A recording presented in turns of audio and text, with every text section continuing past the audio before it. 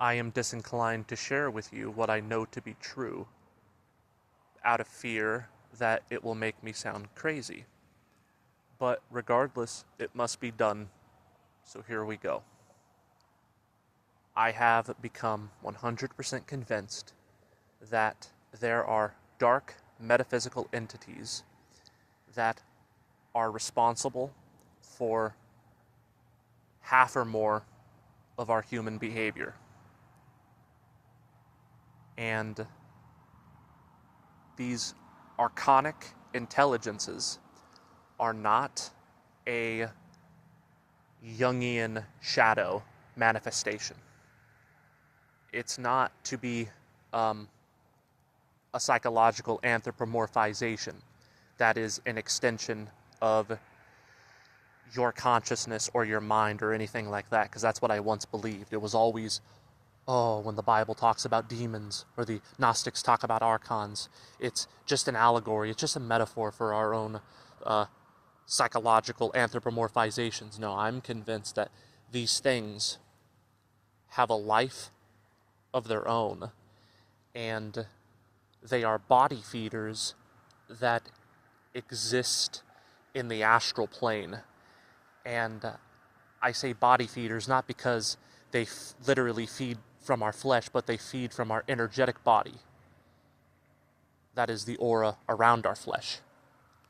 And what they do is they literally, let's say when it comes to lust and feeling horny, literally what they do is they energetically masturbate your genitals. And this causes a feeling of, wow, I just got really horny all of a sudden. And you take matters into your own hands, pun intended, and you relieve yourself. But they prompted that arousal because what they do is they're able to go into the area where pleasure is being induced, and they're able to literally infuse themselves into the area and feel what your body is feeling. And then when you bring it to its expiration, they depart, only to return to incite the same behavior. There is a misconception that these entities feed off of pain. It only seems that way because they always leave you depleted. But the depletion is only a byproduct. It isn't the goal they have in mind. The goal they have in mind is to embody an area where pleasure is being performed. And as you know, particularly with the orgasm, you expel a lot of energy in that area. That's why you feel pressure, and then you feel that the pressure has been relieved. Well, that pressure was energy, and they take that into themselves, and they not only feel the pleasure that you're feeling by literally incarnating, so to speak, into that localized area, but they also feed on the energy that's being released. Okay? They do the same thing when it comes to alcoholic beverages. For the longest time, I have been struggling with alcoholism, and I was always so confused because the truth of the matter is I never wanted to drink. I hated being hungover, and sometimes I would get desensitized to the alcohol to the point where I couldn't even feel it anymore, and it was just turning me into a depressive, ultimately nasty person. It just turned me into a completely another animal that I despise, and I never wanted to drink, but I would always feel the intense hankering for an alcoholic beverage that was to the point of literally jonesing. And I didn't want it, but I would go to the object anyway, and I'm convinced that the reason why is because these same entities that cause us to be horny out of nowhere, time and time again, is the exact same entity that wants you to be inebriated, because when you're inebriated, they literally go into your energetic field and they're able to sort of telepathically embody your auric field, and it's able to feel the sensation of being drunk. These entities are literally sex fiends and drug addicts. And because they don't have a body of their own, and they don't prefer to have a body, that's the thing. They prefer to actually be disembodied so they can jump into somebody who is drunk, and then when the alcohol wears off, they can jump out. And then they can jump back into your body later on when you decide to have sex with your partner, etc. This is how these entities operate. And I've become convinced of this because I've noticed recently in my struggle to avoid alcohol. And keep in mind, I've never shared this publicly. I can't drink. I have sclerosis of the liver. My alcoholism got out of control to the point where me drinking isn't even an option. It could potentially become life-threatening. But yet, I get these jonesing feelings where I'll get these thoughts and my heart will start pounding. I'll start breathing heavy. And it's like this intense anxiety that's trying to make me a slave to the alcohol. And then once I ride that wave and it goes to a point of equilibrium, shortly after, all of a sudden, I will feel sexually aroused. And if I don't give in to that, all of a sudden I will get an attack in my stomach that will tell me to eat something that is horrible for me and I don't want to eat. And then so on and so forth. And I have been feeling into these cravings. And I didn't want to jump to this conclusion and speak it aloud publicly because it does sound absolutely insane. But I have come to the conclusion that these are actual external intelligences that have an agency of their own that exist with or without your bodily birth into this world, because I went and I bought some sage and I did something called smudging, which is basically where you put certain herbs or what have you into an environment that you want to be cleared of negative energy. And what this is supposed to be, apparently, is it's supposed to be an irritant to negative forces. And I started doing this every time I would feel an attack.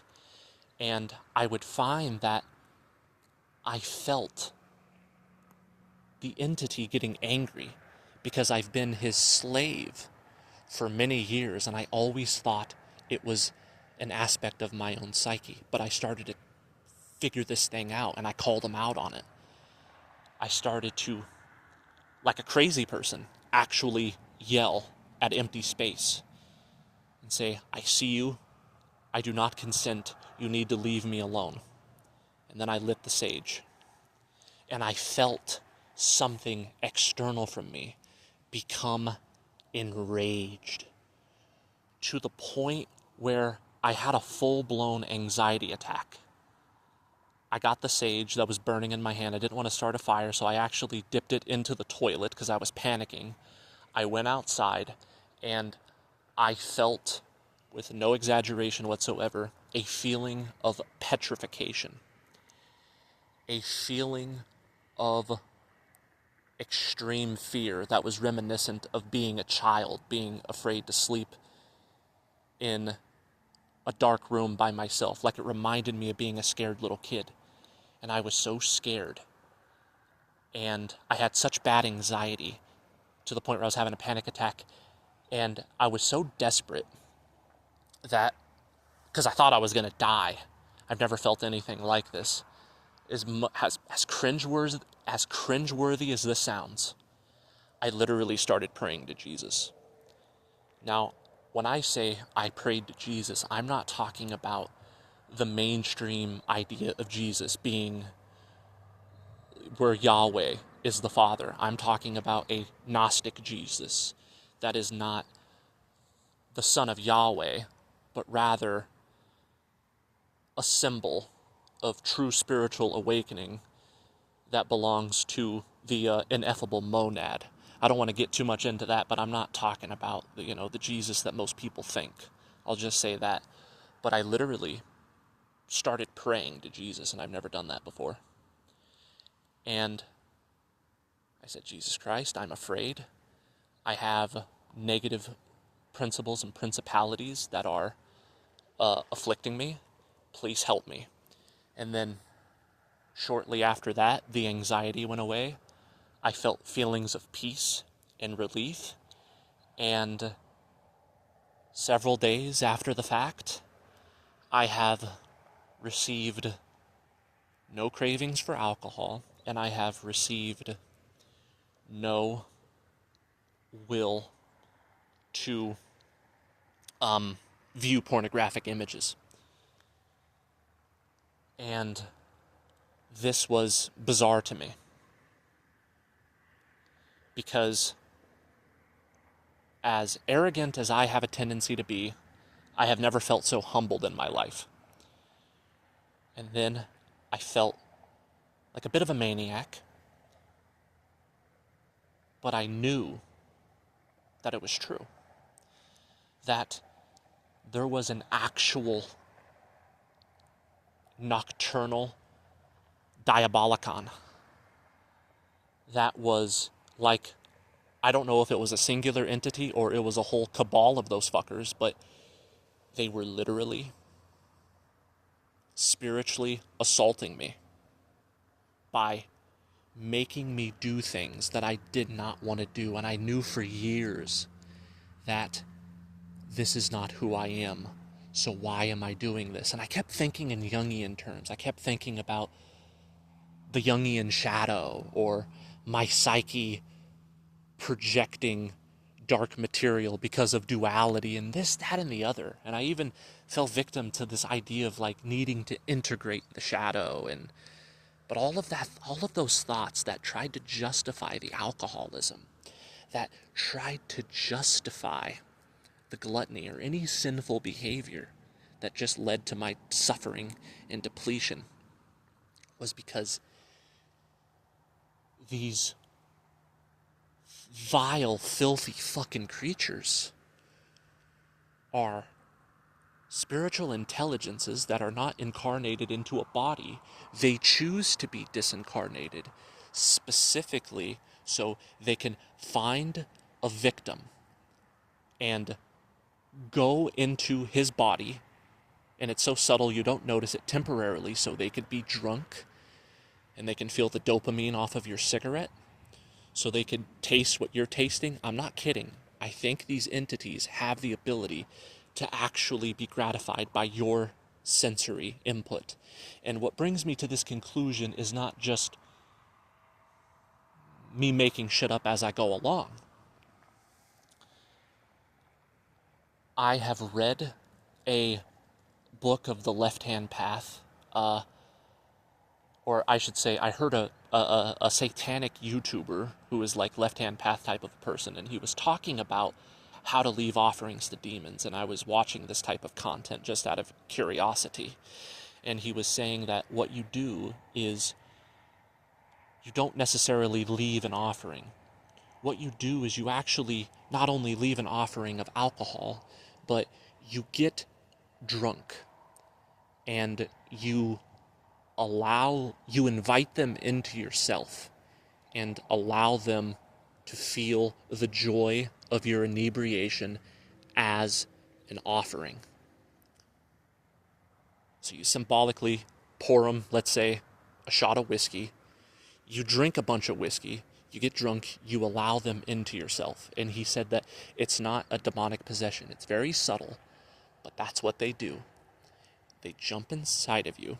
It's insidious. You don't hardly notice it. And they get pleasure from that. And by you getting drunk for their sake, not yours, you could ask them to grant you favors. And apparently they will, according to this guy. They said you can also do the same thing when it comes to masturbation. He said something like you could basically edge for a really long time and you let the pleasure that you're feeling be an offering, so they could be they could get pleasure from your pleasure. And then I remembered this particular video, and I thought to myself, holy shit, in hindsight today, that these things are around. The word alcohol goes back to an Arabic word, al-ghul, I think, or something to that effect, and it literally means body-eating spirit. That's what these things are. And all of these Gnostics and all of these mystical people from ages past, whether you're talking Hermeticists or, these ancient seers, they talked about these entities, but people have this misconception that they feed off of pain. Now, there could be sadistic predatory types that do feed on pain, but I think what is most common is for these things to try to manipulate your behavior so you could be a slave to a certain addiction that you don't really want to do, but you do it anyway because these things are prompting you to do it. And then I start feeling like a nutcase because I'm like thinking in biblical terms. And I had to admit to myself that there's a lot of truth to this idea of the devil and his demons trying to tempt you and trying to have you be a slave to sin. But I thought it was an allegory. But then I started to realize that these things are around us. And I know this to be true because I literally exorcised them out and they haven't returned. And if they are to return, I'm going to exorcise these fuckers out again. Okay? And I said to myself, where do I take it from here? Because let me tell you something, it's not easy to be humbled like that. Especially if you're a very self-determined person and you thought you had an idea of how you thought the world worked and you were pretty confident about your conclusion. But then you come to realize that this isn't allegorical. This is literally true. It's like, holy shit. And then it turns into this kind of schizophrenic paradigm if you try to talk about it out loud. Because who are you going to tell? Everybody's going to think you're a fucking schizo. But I know what I experienced. I knew that as soon as I would ride the wave of me jonesing for a bottle, they would say, okay. And then immediately after, they would try to get me with something else. And I was just being constantly attacked in this kind of spiritual warfare. And when I lit the sage, I felt whatever it was became enraged. And when I prayed to Jesus, I felt immediate relief, I felt peace, and I haven't had intrusive thoughts. See, if anything, even though it sounds crazy what I'm saying, I was crazy prior to me praying to Jesus and me lighting the sage and being convinced that there are external entities that are trying to feed from my body, feed from my energetic field, feel into my sensory integration, trying to co-inhabitate with my biology. Okay? I understand that sounds crazy. But ever since I did this, I haven't had any intrusive thoughts. I have felt nothing but peace. And before the experience where I came on to these fuckers, and it was just an intuition. There was just this sense of knowingness that, because I was so desperate, because I wanted to drink so bad, but I know that I can't. It's not even an option. So I maybe metaphorically just thought to myself, as I'm frustrated, screaming at open space, telling this fucking thing to get away from me. And I felt a response from this thing. I was able to feel into its energy that it was that darkness in myself that I always thought was my own. But I come to realize that it was literally something that pre-existed my birth and could potentially be ancient. these disembodied spirits want to taste the pleasures of the tongue. They want to feel the hedonism of the genitals. They want to feel inebriated. The more aggrandizing the instant gratification is, the more excitatory, the most titillating. That's what they want you to do the most. For me, it was alcohol. They will attack you hardcore on that. And then let's say the second most stimulating thing is masturbation, pornography. They'll try to get you to go to that. And then if they fail on that, you'll notice it will become, the excitatory titillation will become a gradation lower and a gradation lower and a gradation lower.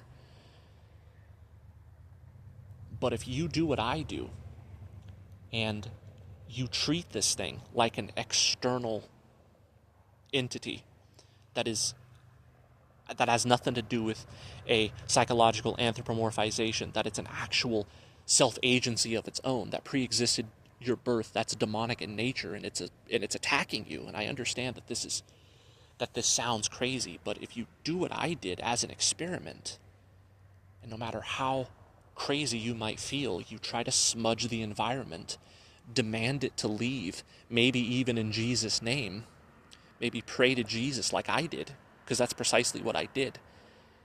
And I had to do something because I was so, this thing was so angry, and it was terrifying me, the emotions that it was giving me. This piece of shit was trying to intimidate me, trying to put me in fear so I would give in to something.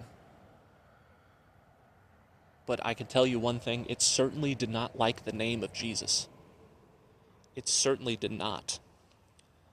And as hard as this video is for me to make,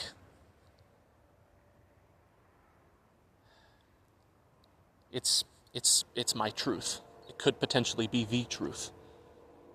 And as an experiment, if you struggle with, I mean, maybe it's not a coincidence. It's not just a figure of speech when we say that we struggle with our demons, but maybe if you, as an experiment, take it as a literal external manifestation and try to exorcise it out with an act of your will and just see what the fuck happens. If you're like me, you'll notice that when you are onto these things and they know that you've discovered them, it reminds you of the movie They Live, where he said that they are safe as long as they're not discovered, or something to that effect. That's what these things are.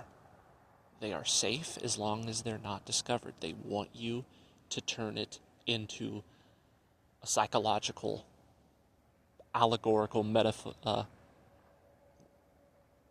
anthropomorphization. That's a mouthful. They want you to look at it as a psychological anthropomorphization that is taken as a metaphor and not literal, as something that's just a part of human nature or something like that.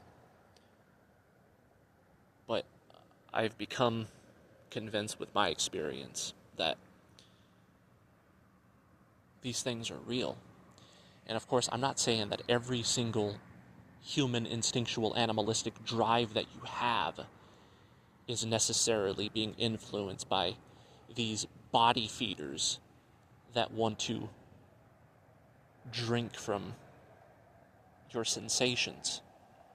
I'm saying that if you are struggling in profound addictive suffering where you know that you don't want to do something, it is the bane of your existence, but you feel compelled to do it anyway, I'm saying that this could potentially be an actual demonic attack. There's no need to panic, as panicking inducing as that might sound, because to be fair, these things have been around you since the moment you've been born and you just didn't realize it. These things induce horniness. These things induce hunger. These things make you want to drink. These things make you want to do drugs. These things don't give a fuck about you. They basically use you like you're some kind of fleshly whore that their incorporealness can just jump into and jump out of whenever they please, because they basically view you like a whore that they could get their rocks off from. And I remember also reading in a occult book written by a guy named Samael Anvior. Don't remember what the book was called, but I remember he was talking about astral leeches and what these lower negative entities do is they apparently, according to him, bars and clubs and whorehouses are infested with these fucking things. And what they do is, because, according to him, they're in such a bad karmic state to the point where they can't even reincarnate, as an act of their will, what they do, because they're in such a horrible condition, is basically they're such degraded beings that they can't even reincarnate. They wander the earth like a ghost, and they go into bars, and they hover around people that are getting drunk so they could feel the secondhand exhilaration that's emanating off of that person's drunkenness. Metaphorically speaking, they're like somebody blows smoke out of their mouth, and they're right there with their mouth open, trying to shotgun it into their ghostly lungs. And you might think, why do these entities, they're disembodied? Well, the only how this would make sense is, yes, they are disembodied, but they're able to jump inside of our central nervous system, and they're able to feel it. That's why whorehouses and bars are apparently infested with these fucking things. They go to those types of low-frequency environments. And these entities, these degraded beings, what they also do is they pick a victim and they haunt you and terrorize you, but not with paranormal activity, but by putting thoughts into your head and making you a slave to the very sin that makes you suffer the most, that you know is so alien from who you truly are.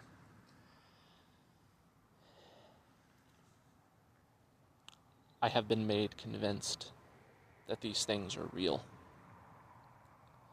and that this is a spiritual warfare going on. And I feel great relief because my mind has been much quieter. Before, there was a plurality of mind, but now my mind is much more still. And I can say my true honest I'm my true honest self. And that's why it's honest when I say that it feels good to be sober. But before, if I was making a video, I would say something like, I hate being sober. I want to get drunk so fucking bad right now. Remember that interview I had with that Australian woman, Mariah? And I told her, yeah, I've had a few to drink. I'm drinking right now, but I don't have to qualify my spirituality to anybody. You know who said that? It wasn't me that said that.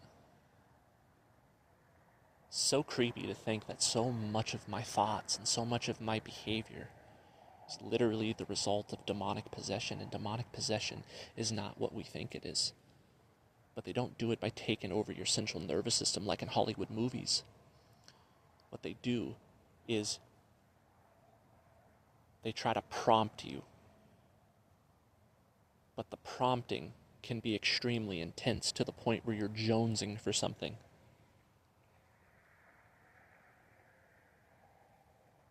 And then you get up, you grab that bottle, you put it against your fucking lips, and it goes down your throat, and you say, what the fuck is wrong with me?